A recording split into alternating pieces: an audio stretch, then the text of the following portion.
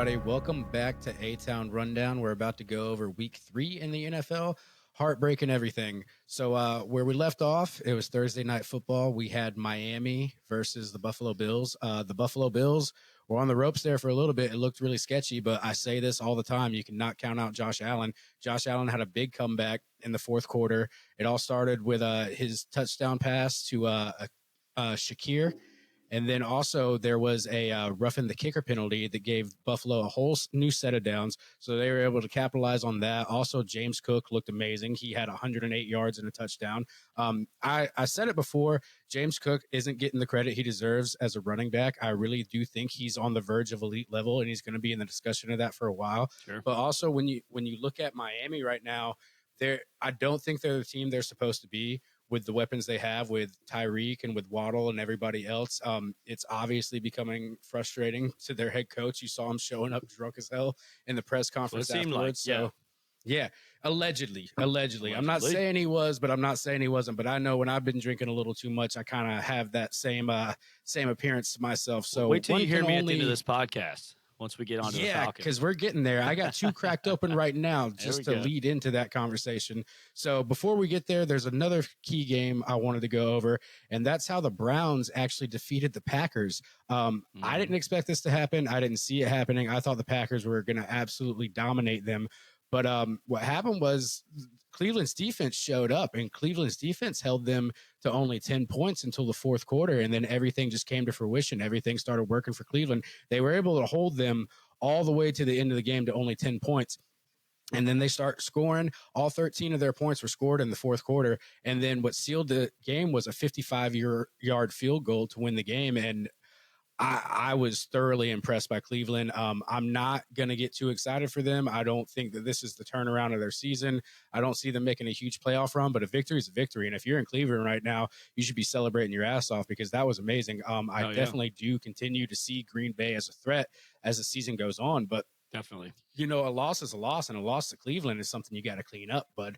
Because when you're defeating Detroit the way you are, and then you're defeating Washington the way you are, and then you let Cleveland, they edged out a win. It was barely a win, but a win's a win by any margin in the NFL. And, the Packers definitely got some house cleaning to do. So I don't really see the excuse in that one, but we'll see how they are next week. I honestly think the Packers are going to bounce back from that. Yeah, they'll be back. Not too worried about them. Yeah. They'll be back for sure. It's the NFL, man. The competitiveness is much higher than it is in something like college football where you can put up 50 points on somebody and yeah, absolutely. The games aren't competitive until you play in your conference. Yeah, and that's what I tell you, every week on here. Like any given Sunday, anything can happen. Any given Sunday, a team that's supposed to win can only put up 0 points on the board. Any given Sunday, you're playing against the best players in the entire world, so anything can happen. So, hats off to Cleveland. Good job on this, but I wouldn't get too ahead of yourselves. I wouldn't start celebrating too much right now. But we'll see. We'll see. Hey, it's only week 3. When you can get them. Yeah. On top of that, we got. Yeah, great team. I dare I say elite level, Sure. but we'll see because sometimes this is when the snowball effect happens. Sometimes you get humbled by the Cleveland Browns and the rest of your season falls apart. We've seen it happen before. It can get inside your head. Who knows? We'll see. Because on top of that, next week the Packers got to play Dallas, so that means Micah Parsons is kind of having a homecoming. So it's either going to get his head and affect him negatively or positively. So we'll see that. But yeah. But honestly, I think he's going to rip Dak a new one. I think he's going to tear that fucking offense apart. Probably. We'll see. So also, we got the Colts versus Titans. And I said last week, Indianapolis really is showing what they're capable of. Daniel Jones, out of nowhere, is playing like an elite level quarterback, which I didn't see coming at all. The Colts are now 3-0. The offense is balanced. They're offensive. I mean, they're efficient. But Daniel Jones is running smoothly. Yeah, they are. It is offensive how good they are. It is offensive. They're nice I think it's Daniel Jones being offended is how he's playing right now because everyone was talking all that smack about him in New York. So now he's showing. But it also has a lot to do with the ownership. I see a lot of leadership in that organization, right. Especially I was telling you last week, the owners out there on the sidelines calling the plays with the coaches. Yeah, it's Jim Irsay's daughter. So Jim Irsay passed Jim Irsay's away. daughter, yeah. yes. And so now she's taking over. She's down there. Would you like your boss being on the sideline though, and with the headset on and maybe micromanaging or whatever? I mean, look, it's working, whatever it is, but just Just my opinion. Would I like it? Probably not. But I do think as a football player, it would definitely make me perform a little bit better because at the end of the day, nothing's going to get past her. She was right there. She saw you do it. She's signing the checks. But even the Colts defense is stepping up. They got a pick 6, and Cam Ward was out there, and he's showing that he's got a little bit of flashes here and there. But with the pressure and the turnovers and everything, it doesn't seem like he has a lot of good rhythm. Right. But the Colts are kind of looking like early overachievers. We'll see how the season plays out. But honestly, right now, it looks like the Titans can't find an identity. I think they were trying to find it, with Cam Ward. We'll see how that goes. Hopefully, he can live up to what they hope for him to, because I want to see anybody come into the league and do well. I don't want to see dog shit football from any games. I want to see good elite level football, and hopefully he can produce that.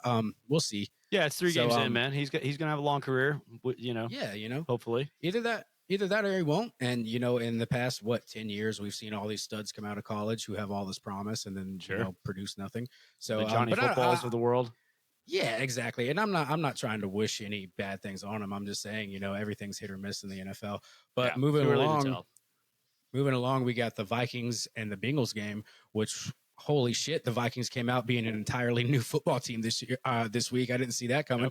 But I guess you gotta wash away that loss, and then you put in Carson Wentz, who I guess proved to us you can't count on Carson Wentz. I understand he's a backup right now, but he was playing like a veteran, even though most of it wasn't on his back. You did have Isaiah Rodgers, the defensive back, who got an 87-yard pick 6, and he got a 66-yard fumble return. So that guy was putting in work. He was definitely on the oxygen mask on the sidelines. I'll tell you that. Man, yeah, oh yeah. And dude, how often do you see top of that, you had Jordan one defensive player, get 2 touchdowns in a game? Yeah, with that many yards, it's one defensive player with 2 touchdowns and over 100 yards. That's insane. And that's they're not counting all the yards where he's running around playing defense. Yeah. Those are the 2 scoring plays. So yeah, he was working his ass off. Yeah, and speaking of running yards, you had Jordan Mason, who had 116 yards and 2 touchdowns. So like I was saying, even though Carson Wentz did come out there and do his thing, there were 4 touchdowns I just told you about that he relatively had nothing to do with. I mean, 2 of them he did pass the ball off. But then you had their kicker, who had a 62-yard field goal, which is the longest in Vikings history. So it just came to show that the Vikings came out to play that day. But I will tell you, they were playing against the Bengals, who didn't have Joe Burrow. And it's weird when you see how one player can greatly affect the team that much. You take away Joe Burrow and the Bengals are a non-existent team. Now, granted, I will tell you, Joe Burrow doesn't play defense. So those 48 points that they put up would have had nothing to do with Joe Burrow, even if he was healthy. So sure. Well, 2 touchdowns, maybe he could have helped. I don't know about the fumble, but with the Joe Burrow situation, like you're saying, like all of a sudden they look very pedestrian without him.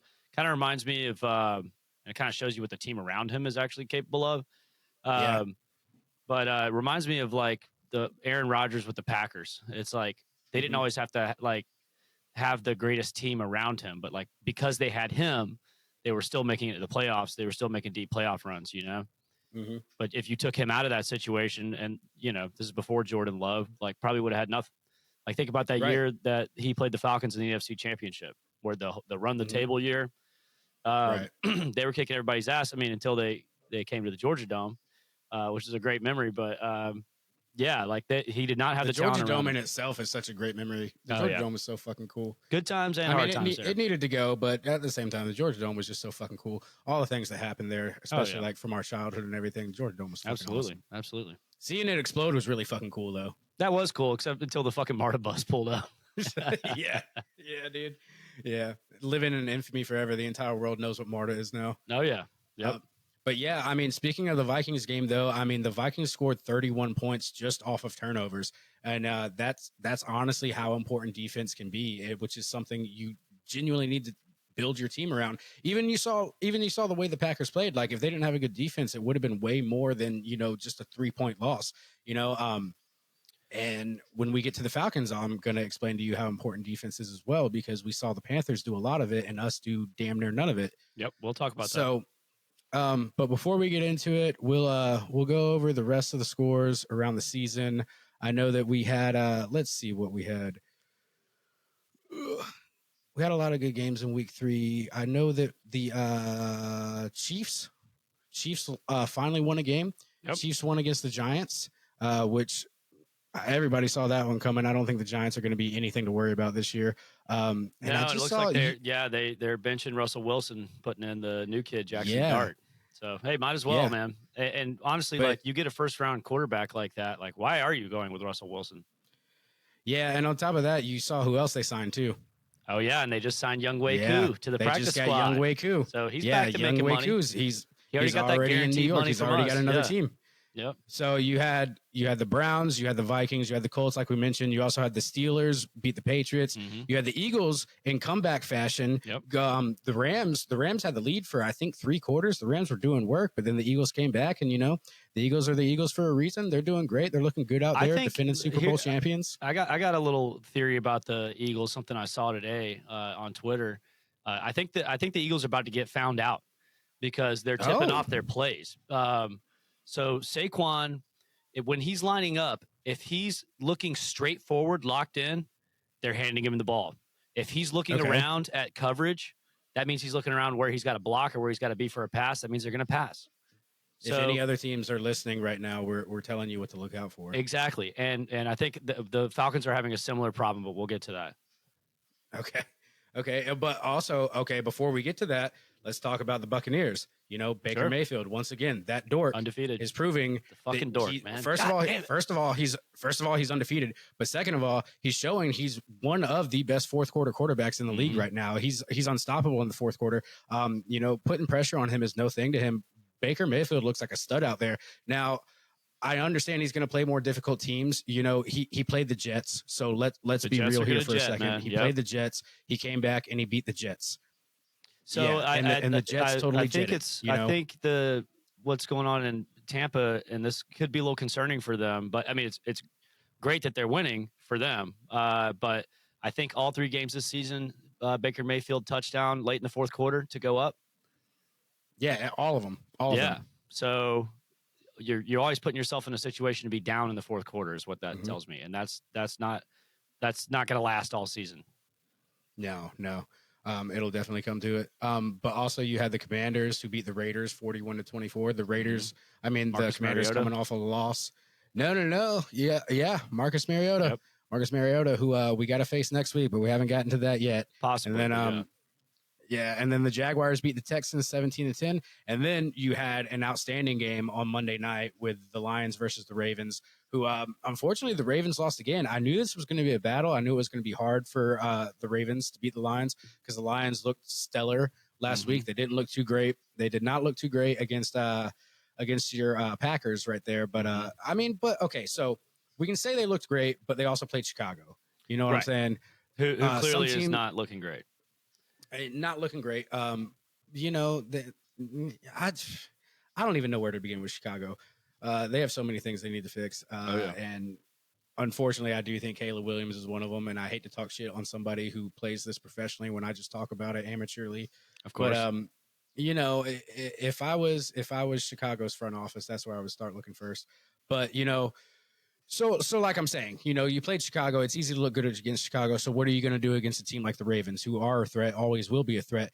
And I think the Ravens, the start of their season has just kind of been unfair to them because they had to play the Bills, and then the game after their third game of the season, they have to play the Lions. So they've been having work put against them. Yep. They had that heartbreaking loss against the Bills in week 1. Then they have this loss against the Lions, which was 38-30. Lamar Jackson, Derrick Henry, all of those guys down there in Baltimore are incredible talents, but the Lions might be cooking up something again. Also, the Ravens run defense, something that I never thought I would say about a Ravens team. Their run defense is not very good. No, not at all. I think that's a big, glaring weakness for them for sure. Which we're used to, like Ray Lewis and those guys. When I think about the Ravens, like historically. And to see them play and have such bad run defense is kind of odd. Well, you kind of grew up. Oh, we kind of grew up in that era where the Ravens were just unfair. Nobody wanted to play especially the Ravens any week. Yeah, no. Like Joe Flacco just had to be solid, and they would have a chance to win. Yeah, but because of that, Joe Flacco still got a ring out of that. So he sure did, and yeah, he's still getting paid as well. Yeah, he is. On the Browns, so he looked. What can you say? Yep. So I guess there's not much left to talk about except for You know, I realized the other with our day. Falcons. Well, hold on. What I What's realized that? the other day, we have not mentioned the New Orleans Saints score one time in any of our shows yet. They got their ass beat by the Seahawks. It's about the only like good thing that I got to see happen this week in football. But Well, yeah, just thought I would mention that. I will tell you, when I'm making notes and when I have, time to myself and I talk about what I want to go over in this podcast, the New Orleans Saints have always been and will always be the furthest thing from my mind and the furthest thing I'll ever care about. You know those They lost by 31, by the way. Which is amazing, and I love it. Thank you, Seahawks. Yes. But those, I'm in the market for this, so if anybody can point me in the right direction, those like old school like truck decals that would have Calvin from Calvin and Hobbes like pissing on a logo. Oh yeah, I really want to find one of him pissing on the New Orleans Saints logo, and I don't want it to just look like a Fleur de Lis. I want people to know that this is the Saints logo, and he's pissing all over it. Oh, I love it. Would love it. I was talking to some friends earlier, and I'm gonna have to find like a really bitchin' pickup truck to put that on, and I don't have a bitchin' pickup truck. Yes, you do though. You got a bitchin' pickup truck. I do. No stickers on it yet, but that might be one to add to it to start it off with. Yeah, dude, I think that's the best sticker. Pissing on the New Orleans Saints. I mean, and New Orleans already smells like piss anyways, so yeah, dude, they're used to it. Great about that town. Nothing great about that town, and I have no reason to go there. So if anybody knew, I do. One of my dreams is to go to a Falcons Saints game in New Orleans and just go to enemy territory. And I feel like I'll get stabbed with something covered in tetanus if I go there. Probably, but it's just like the Saints fans have always since Katrina, they've invaded our town, and it's like, dude, it's been over 10 years since Katrina. It's time to go back. We're here to help you like through disaster and all that and goodwill and all that stuff, but it's time to go home, man.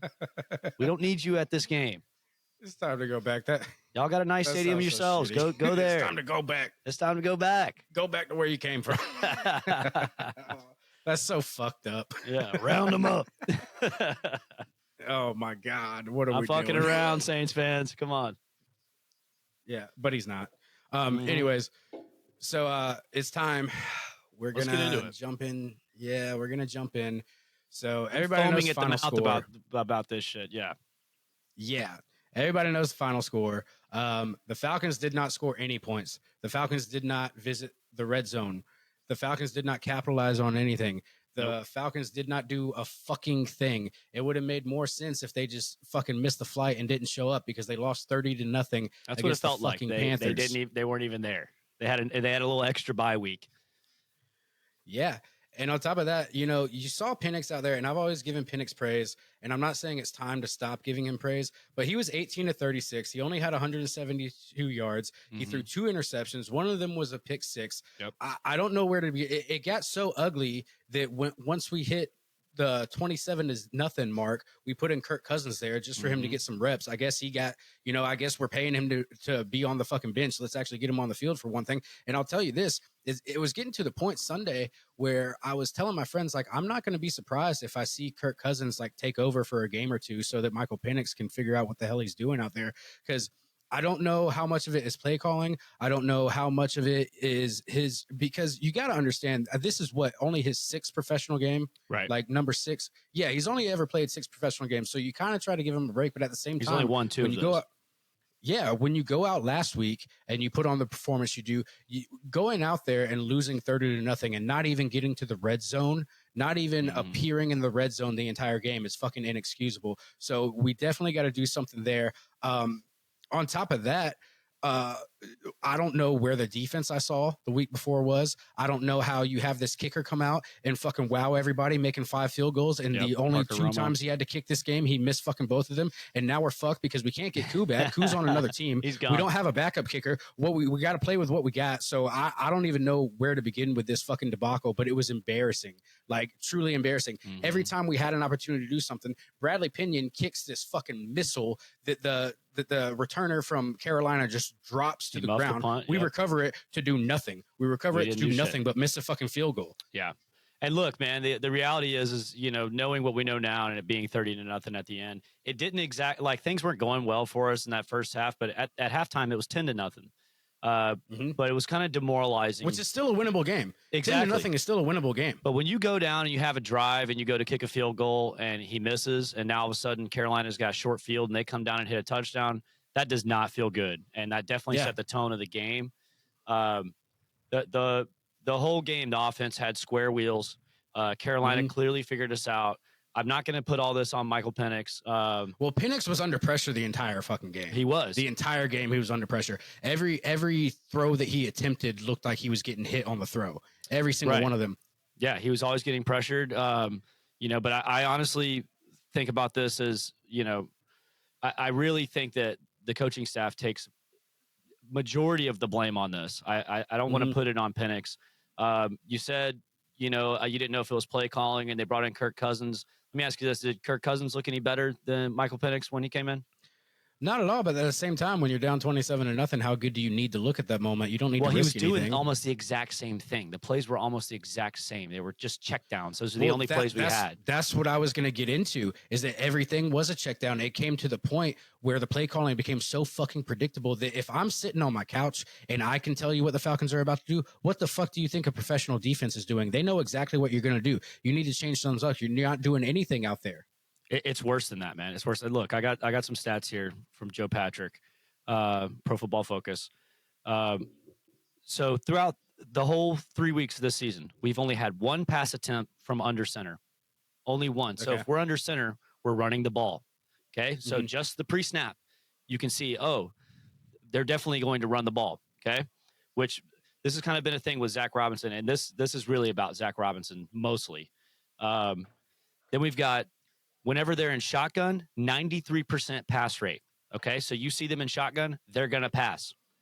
Okay. And then when they're in pistol formation, 70% run rate. The only times that we run the ball is either under center, which we almost never do, which is silly to me, especially having Bijan and Algier. So 70% of the time when they see pistol, we're going to run. We have the fourth lowest play action pass rate in the NFL. And then we have, and this one is ridiculous to me, considering you drafted Michael Penix because of his arm talent, the lowest deep pass rate in the NFL.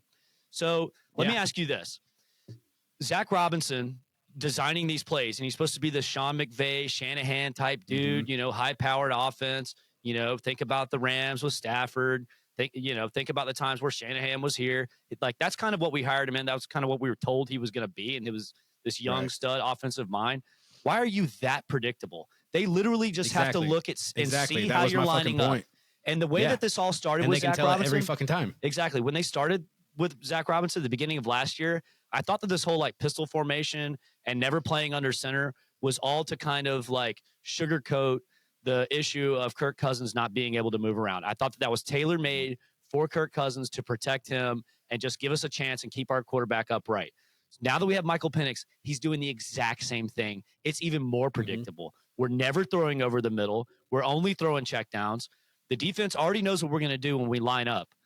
Well, I will say I did see us throw over the middle one time, and Kyle Pitts was a target, and he threw about 4 feet over his head. Right. And Kyle Pitts, how the fuck do you overthrow Kyle Pitts? Right. Oh, yeah, that's hard to do. And look, I'm realizing that Michael Penix is not the most accurate thrower. He really needs to work on his accuracy. But more than that, the play calling does not give this team a chance. It is so boring. There is no deception. There's no guessing for the defense at all. With your point, I don't know what kind of fucking quarterback Michael Penix actually is, because we're not seeing them allow him to do anything. We have no identity at all. It's like your 10-year-old son playing Madden for the first time and just picks one formation and he knows what four plays do, and that's what he's going to do the whole time. Doing that though, to be honest. Well, not in the NFL. In all honesty, that's kind of what we did about the Vikings. Let's be real. Let's put bias aside. That's kind of what we did with the Vikings, and it just happened to work. How do you not think that Carolina's watching tape? Do you not think they're getting prepared? Right. Do you not think they're ready for that? And on top of that, our receivers and our tight ends, we can be in hard as them as they want. If you watch them play out there, there was no room. There was no way to separate from the defenders. There was no way to get open. Michael Penix didn't have anybody to throw it to because they were so heavily guarded, because we were doing the same plays over and over and over again. They know what we're doing.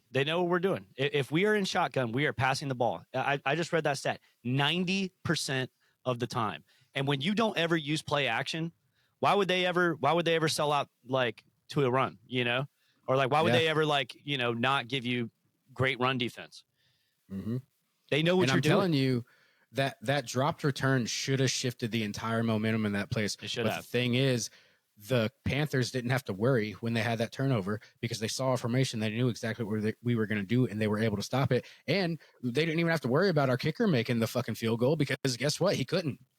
No, he couldn't. And that's I have no idea how you go going 5 from 5, making a 54-yard field goal in one game, 5 for fucking 5, and then you're 0-2. You're 0-2. You miss to the left, then you miss to the right. Then the only thing you have left is to hit it down the fucking middle. Yeah, but you didn't even have another chance to hit it down the middle because we couldn't even get fucking close enough. But let's be honest about Parker Romo though. Like he's had 7 kicks in a Falcons uniform and he's hit 5 of them. We kind of just had to take what we can get. We kind of just had to take what we can get. And on top of that, I do hear other people being like, oh, well, Cool would have made it. Well, guess what? He wasn't making field goals. That's why we got rid of him. Right. Now we're more than likely going to have to look for somebody to replace Parker Romo. And who the fuck is available? Right. Who the fuck are we going to get now? Right. Atlanta has always prided himself on having accurate kickers in my entire lifetime. Accurate kickers. Oh, yeah. Accurate kickers. Great kickers. Kickers that win games. Yep. I don't know what we're doing right now. I don't know why that's not something we thought in the back of our head, because you could tell at the end of last season that young Waku was on his way out, that he wasn't the performer he used to be. Right. Why the fuck did we not get any readiness? Why didn't we prepare for this? We knew this was coming. I knew this was coming. When he missed that field goal that cost us the game in the season opener, neither one of you and I were surprised because we saw this coming the way he played last season. So in my opinion, this is something the front office should have prepared for, should have gotten ready for, and now we're fucked. Now we're fucked when it comes to kickers. So I'm not gonna, I'm not all out on Parker Romo right now. Like, again, out of 7 field goals, he's missed 2. If he stays at that percentage for the rest of the season, that's a pretty good season for an NFL kicker. We'll see how that goes. This is the first time I've ever seen him kick outside, like outdoors. But that first miss, man, was bad. It was really bad. And that was like a 40, 45, awful. 47, something like that, which we've talked about this. Like that should be something easy to hit. Mm-hmm. But when showed up for the 55, it was like, oh hell no. Mm-hmm. Yeah, absolutely. Then on top of that, like the play calling was so fucking predictable that Bijan couldn't even compensate, anything. No. He couldn't get anything done. No, you sell out all of your players when you're doing play calling like that. And then one of the completed passes I saw was I believe it was a screen to one of the tight ends, and he threw the ball to the tight end who's like 4 yards behind him. Why are you throwing the ball to somebody that's further behind the line of scrimmage than you are? And then he gets stuffed, and then you're losing yards on top of that. Yeah, and then there was that debacle where it's like they're saying that there was something wrong with the headsets. I get that. The whole headset thing, fuck that, because whatever happened to just, looking at your coach and knowing what the fuck he's talking about? Man, and you've got a young quarterback out there, and, it's taking – the play clock goes down to 10 seconds before the play comes into him. You're not doing him any favors at all. But then the headset cuts out when I think there's 15 seconds left or something like that. Yeah. So if you don't communicate everything to him, he's done. He doesn't know what you're saying, and you can see that. You saw that frustration in the first drive of the Vikings game. You could see that the whole headset thing was getting to him. Sure. And that's why with experienced quarterbacks, the headset is and isn't a thing, because experienced veteran quarterbacks, they can just he'll figure something defense, out. Be like, I need to call audible. I need to do this. Yep. Which I hope that the coaching gets to Penix to the point where he can be that confident of a quarterback. But also, speaking of coaching, they got rid of their wide receiver coach. That's the answer. Get rid of the wide receiver coach and bring up TJ Yates. Bring up TJ Yates, and on top of that, bring Zach onto the sidelines. Okay. Yeah, that's going to solve it. I mean, maybe that solves like getting the play in on time, assuming Zach Robinson's going to get the playoff in time. You can't wait that long to give a young guy, the play. We can't expect him to go out there and call audibles like that. He's not that guy yet, No. And then what I was going to say is, like, to me, the wide receiver coach had nothing to do with it. He's working with what he got. You saw multiple times Mooney and Penix are not on the same page. They can't. They haven't found their chemistry yet. But then you think, like, Mooney missed training camp. There was an entire, couple of months period where he could have been learning. They could have been vibing together. They could have got their chemistry down. They don't have their timing down. They don't have the trust available with each other. And then on top of that, you got Drake London, who hasn't been 100% in a long time. I don't think that's the wide receiving coach's fault. Like, there's nothing you can really do to prevent that. Like, Mooney and Penix aren't clicking. Mooney wasn't at fucking training camp. Of course they're not clicking. Well, and here's the other thing, man. Even like Drake London, Raheem Morris is kind of a staple of his coaching career so far with us, is that he doesn't play any of the starters in preseason. Why are we doing that? Well, do you remember what Raheem Morris used to be? But that season we went to the Super Bowl, he was the wide receiver coach. So That's why right. isn't Raheem Morris doing a little bit more to step in and guide these wide receivers? Mhm. Why is it all coming? Because to me, if you're a head coach who took a team to the Super Bowl as being the wide receivers coach, shouldn't you have more of a leg up on this? Shouldn't You would you think. be more hands on? You know, I feel like you should have elite wide receivers. And I'm not taking anything away from the guys we got. I think Mooney's an incredible talent. I will tell you though, I've seen Drake London do some phenomenal shit, but I've also seen him not do some phenomenal shit, you know? So, but with this offense, man, like who's going to look good? Here's another stat for you. Bijan Robinson, that's it. Well, yeah. Well, listen to this shit. Tyler Algier. Talking about receivers and all that, and talking about Zach Robinson, and talking about just the way the offense is run. In 3 weeks of play, not a single wide receiver or tight end for the Falcons has hit the end zone for a touchdown. Not a single one. We're probably the only team in the NFL that has that. We got the Bijan touchdown. We got an Algier touchdown. We got a Michael Penix, rushing. Yeah. Touchdown. Yeah. And that's literally the only 3 touchdowns we've had all year. Yeah. That's not good. Like this offense does not look good. And they're probably going to give Zach Robinson until the end of the year. But here's an idea. If Miami's season keeps going the way that it's going, Mike McDaniel, good offensive mind. Bring him back. I would not be upset about that. You know, as long as he's not getting drunk till after the game. The only way. No, I mean, in all honesty, if he comes to Atlanta, his drinking might get worse. Oh, sure. Oh, yeah. Deal with this bullshit if it's under Raheem Morris. I think in that way, I think he would have to he would either have to resign or be fired for us to be able to grab him. It's a little, yeah. Oh, yeah. Well, that's what I'm saying. Like, if their season keeps going that way, who knows what Miami ends up doing? Like, let's say they have a terrible season, like that could happen. I wouldn't do that if I were them, but who knows? Yeah. And then you and I talked about Mike McCarthy earlier. Like, if he's out there, I don't know, he's good offensive mind too. But knowing Arthur Blank, he's going to bring back fucking Dirk Cutter or something again for a third time. Yeah. Try to get Mike Smith back. Yeah, right. Hey, Mike Smith's probably the last good coach that we had. I mean, Dan Quinn had a nice run for a minute, but Dan Quinn was all right. And okay, so he had 2 good seasons. Speaking of Dan Quinn, speaking of everything else, I asked you a question earlier this week that we were going to address here. Yeah. At what point do you separate bad coaching from bad players? Because I understand a lot of people want to put heat on coaching. A lot of people want to put heat on players. And I'm under the mindset, sometimes you can only coach somebody up to where they can only play to their ability. But some people want to say, if you're that great of a coach, you can turn anybody to an elite player. And I'm just wondering where do you put blame on players? Where do you put blame on coaching? It's always been a very thin line for me. When the whole team looks this bad, I'm going to put it on the leadership. You have to. Okay. This, to me, screamed that, this was not taken seriously. Raheem Morris and his coaching staff did not have these guys prepared. Mentally, they weren't there. The second things went bad and we miss a field goal, the whole team looks like shit. And look, I will say to the defense, they're kind of getting a bad rap for this game, which I don't think was really their fault. They weren't able to get pressure like they were, like they did in Minnesota. They had 1 sack. They had one sack. And Bryce Young was able to escape a couple times and keep drives going. But think about this, man. We only gave up 226 yards total offense or something like that. But also, that wasn't from getting stops necessarily. It was Carolina got short fields, and so even though you might be holding them back, they still scored. Yeah, you're just throwing up turnovers in really good field position for the other guy. Yeah, when you miss field goals and you have turnovers and stuff, and the other team gets to start with short field all the time, it's like the defense doesn't really have a chance. Yeah, they don't. But I will say, Raheem Morris and Zach Robinson, I'm so at the edge of this shit. I didn't like the hire in the first place. No, after last season, I was kind of done with Raheem Morris, and now I'm just there. Now I'm just, you're not doing anything for me. To me in the NFL, there's never an excuse for putting 0 points on the board, and I don't care what team you are. I don't care what. This is one of the worst teams in the NFL, by the way.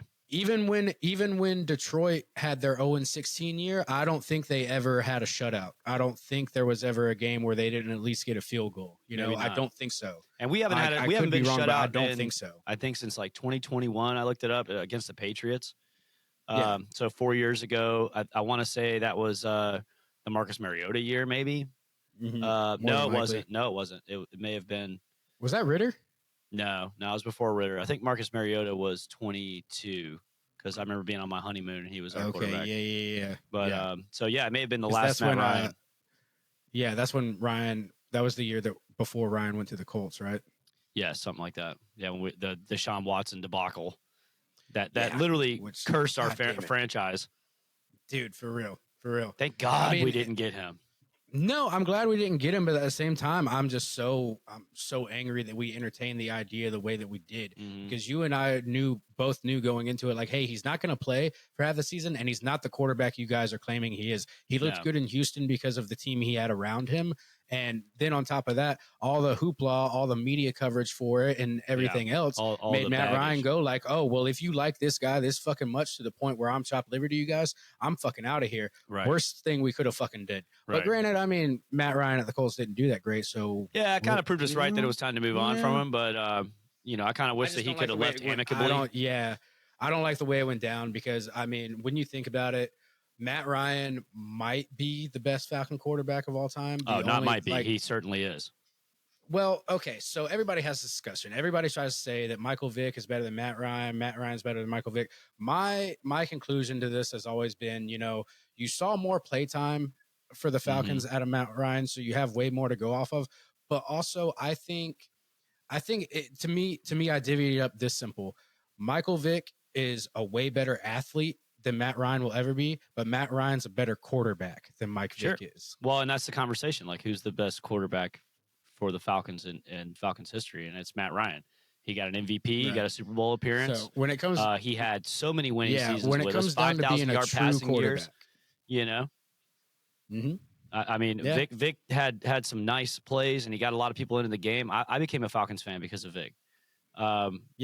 Absolutely. But there was this whole stigma. I was a fan in the Chandler years. I was a Chris Chandler guy, but I mean, when we were young and the '98 Super Bowl appearance and all that, like, that was great. But that didn't like turn me into a real Falcons fan. It was getting to watch Vic. Like, that's when I started paying attention every Sunday. Isn't it crazy that the only other quarterback that ever took us to a Super Bowl was Chris Chandler? I know, that's wild. We had a hell of a defense that year, though. No, we did. And we had Jamal Anderson, too, who was on fire that year. Yep. Like, specifically that year, he was fucking lights out incredible. Mm-hmm. But moving forward with the Falcons, I think, especially going into a game against Washington, which for me is a must win. We got to beat Washington. Dan Quinn coming to town.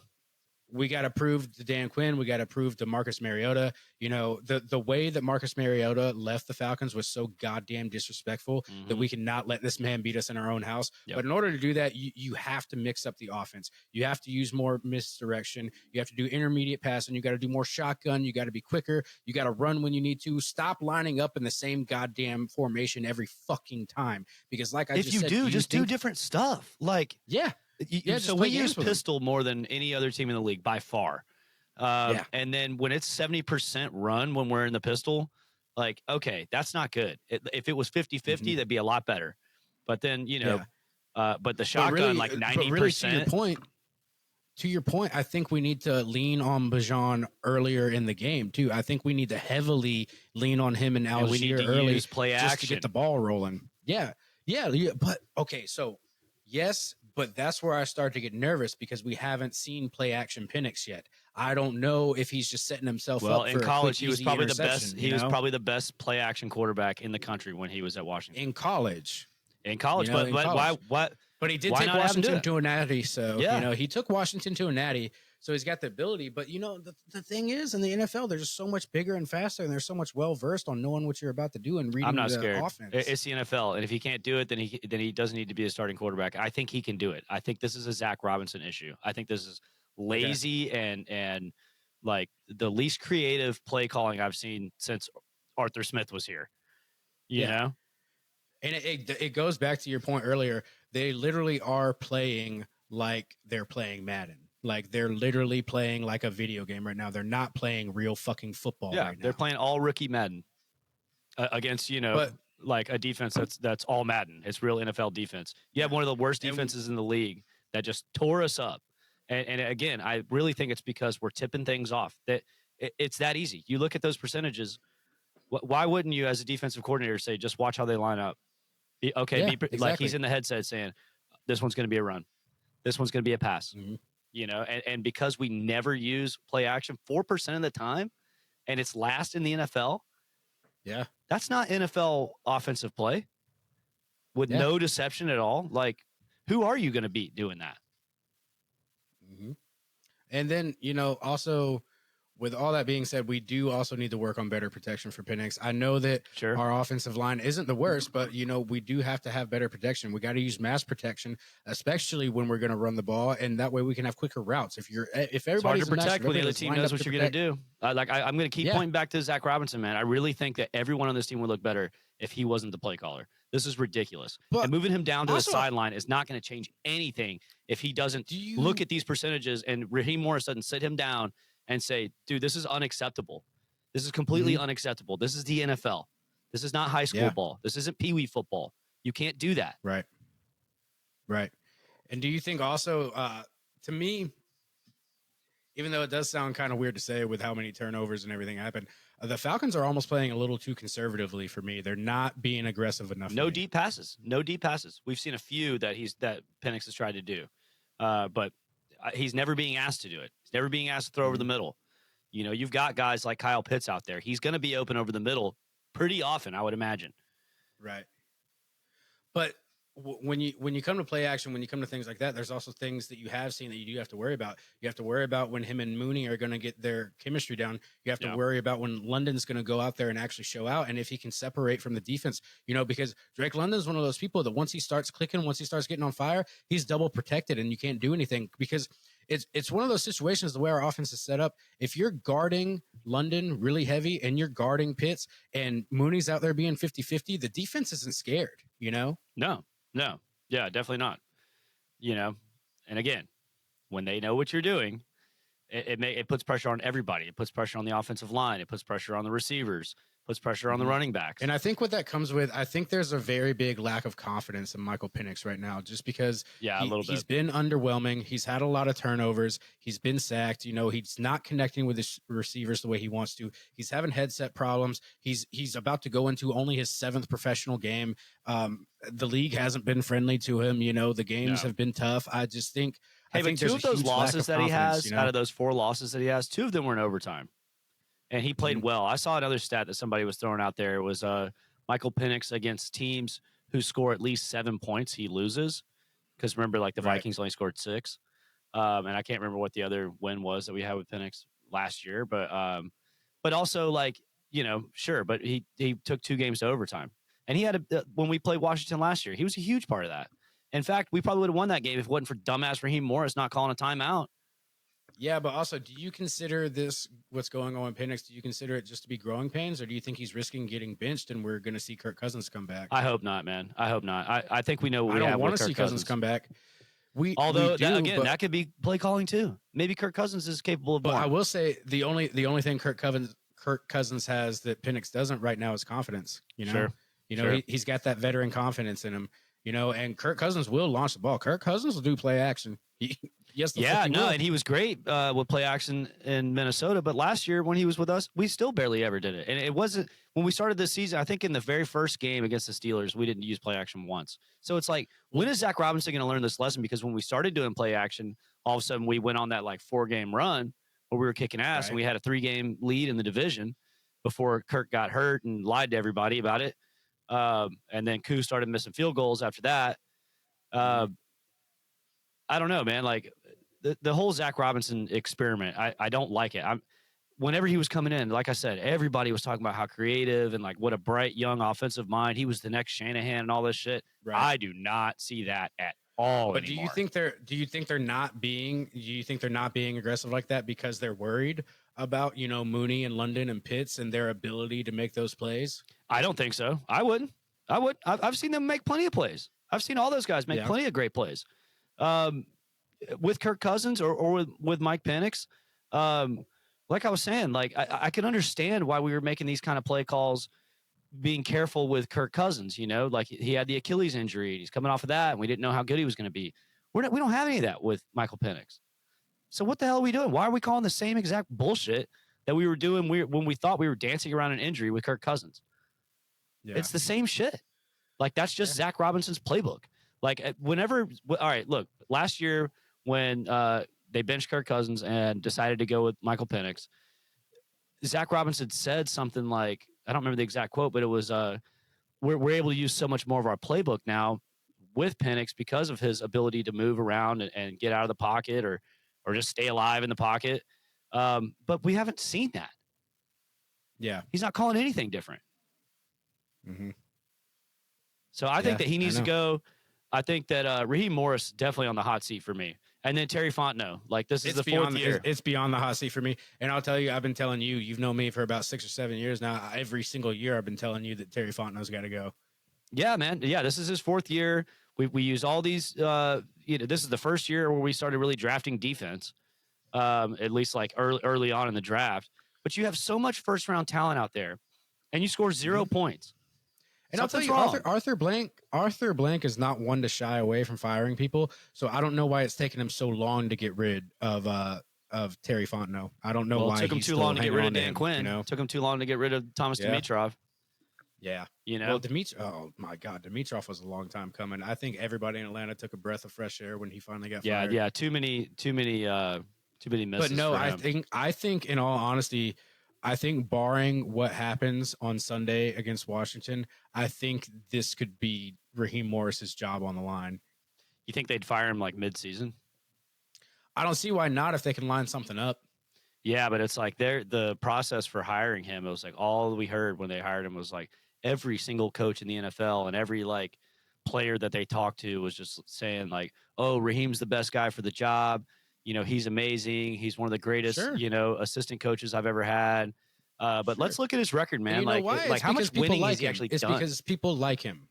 Exactly. I get it, man. I'm sure he's fun to have a drink with. People like him. I'm sure he's a good hang. Yeah, exactly. And the thing is, when he's not the one doing all the play calling, when he's not the head coach, when he only has to focus on a small thing, like, yeah, you like him. Yeah, maybe he individually helped you. Maybe he individually helped you play better. Mm-hmm. But let's look at what he does overseeing an entire team. Maybe he just needs to be an individual position coach because, like I said, when he was the wide receiver coach, for the Falcons, took us all the way to the Super Bowl, helped take us to the Super Bowl. Defensive coordinator for the Rams. They won a Super Bowl. Yes. Maybe that's the lane he needs to stay in. Maybe he doesn't need to be a head coach. But defensive coordinator for us, he wasn't great.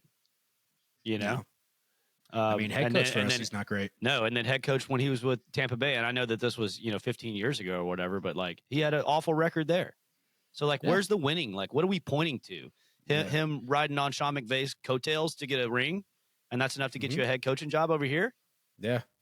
Well, we were kind of desperate when we hired him. Like, we were. And I know Bill Belichick was a shoe-in for the job, and they went with Raheem Morris. And I'm not saying Bill Belichick would have been a better hire. I don't think Bill Belichick would have actually done much better right now. On the way out, because we can talk about Belichick and Brady till we're blue in the face. And Belichick would have brought the same people that you knew he's going to bring. He's going to bring the Mike Patricia and guys like that. And then on top of that, like real quick, like Josh McDaniel. when Brady left the Patriots and went to Tampa Bay, what happened to the Patriots? And Belichick was still there. Belichick was still there. Yeah, no, I always point to that too. Well, and I think that that's kind of part of like back then they were saying that Bill Belichick had kind of taken over the organization to where like he was kind of like the president of everything that was going to happen, including like draft picks and stuff. And they busted over and over and over. And then finally ended it with him. It's probably a good decision. Not that they're an amazing team now, but I'm not sure that he would have been great for the Falcons, but there were other guys out there. Mike Vrabel was out there, I forget everybody that was in the coaching pool then, but Raheem Morris was not on the top of my list at all. And again, I've said this on this podcast before, like Arthur Blank loves the homie hires. If he knows you got a chance of getting hired. And I was even the ones who was excited when we hired him just because of what I'd heard about him. But what I've heard about him, what I've seen from him are very vastly different things. But Mm-hmm. if there's anything else you want to add to it, I don't really have much else to say except there's some big changes got to fucking happen. And I do think they need to start with Raheem Morris. I do think we really need to get out there on the practice field in Flowery Branch and fucking get together. Mooney and Penix need to find a way to link up. We need to give Penix whatever confidence we can. And also, maybe he needs to learn how to be the confident enough quarterback to call some audibles to put the play calling into his own hand. If you can only hear, if at 15 seconds, if you didn't hear that play, make a move, make a move. Yeah. You have the ball in your hands, make a move, give it to Bijan, do something, line up fucking differently for God fucking sake, dude. Confuse it. Play under center, play under center, and mix it up. Like you've got to have deception in the way that you're running plays. This is the NFL. These guys are professional. They've been playing football their whole lives. These coaches watch you all week long. And if the game plan for a shitty defense like Carolina is literally just, hey, watch how they line up. And then if you see Bijan back there and they're in the pistol, be ready to get him. If you see him coming out in the shotgun, don't even worry about rushing to stop a run. If it's that easy, then, come on, man. Like you and me could call better plays than that shit. Yeah, I know. So I guess that's it. That's it. That's everything I got to say. I was going to give out MVPs for this game, and I was very excited to do so. It's something that me and Jeremy had been talking about. But after this, nobody gets one. Nobody on the fucking team gets one. Nobody on the team gets one. And in all honesty, it's almost a situation where, not to bring this back up because conversation is dying out, but like, it's almost like the Falcons got beat by the Falcons. Like truly. Absolutely. Yeah. They got beat by themselves, and I'm not blaming. Again, I'm not blaming the players really at all on this one. I mean, yeah, they didn't look prepared, they didn't look into it, but the coaching, they've got to get them to take this shit seriously. They have to have better game plans. They have to see how fucking stupid it is. Like I said, those numbers that I read off from Joe Patrick, they have to see that. They have to sit down and look at that this week and realize it. And I thought that they had already gone through this last year. We went through a whole game without doing play action, and all of a sudden, then that Eagles game with Kirk Cousins in week 2, we're running play action and we go and we win the game. Like, when is he going to learn this lesson? Why is he going back to doing that stupid shit? Yeah. Anyways, that's about it. I know. So, yeah, hopefully they figure it out by Sunday. Other than that, you'll be hearing this on Thursday. Thursday night, we got the Seahawks versus the Cardinals. Should be a pretty good game. The Cardinals are riddled with injuries right now. James Conner is out for the season now. They have some offensive line troubles right now. Both teams are 2-1, so they're both trying to get the first place spot in their division. I think it'll be a pretty favorable matchup for the Cardinals, personally, but we did just see the Seahawks stomp down the Saints, like you mentioned. Yeah.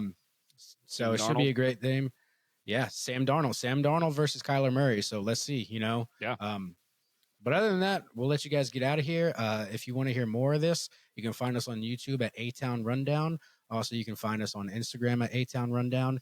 And if you go to the This, That, and the Other page on Instagram at TTATO Podcast ATL, you can find all of our media there as well. You can also find us by searching This, That, and the Other on Spotify.